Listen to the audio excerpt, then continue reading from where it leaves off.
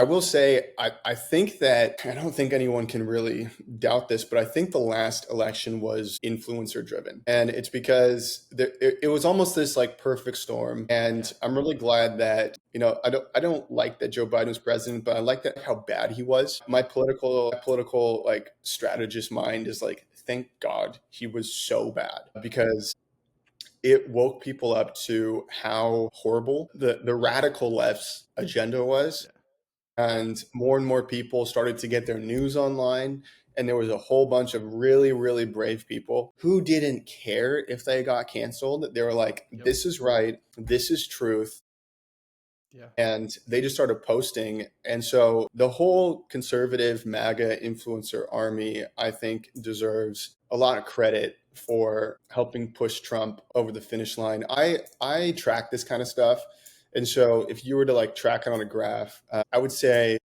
April, May is really when about 80% of the MAGA influencer army was like in lockstep. And we Yeah. didn't stop posting or putting down the pressure Yep. until November 5th. It was really cool to see because someone would Yeah. grab onto a framing of a narrative, and then everyone would hop on because we're like, oh, this is actually really good.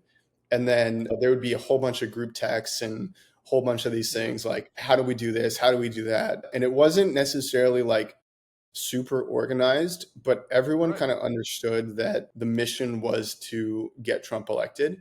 Yeah. And that's where like the grassroots aspect of the right really like took off. The left has a really really good ground game of get out the vote. The right's building that, with Turning Point Action Yeah. and Scott Pressler and a whole Yeah. bunch of these other groups that are, deserve a whole bunch of credit. Yeah. But it was really fun. It was really fun last year.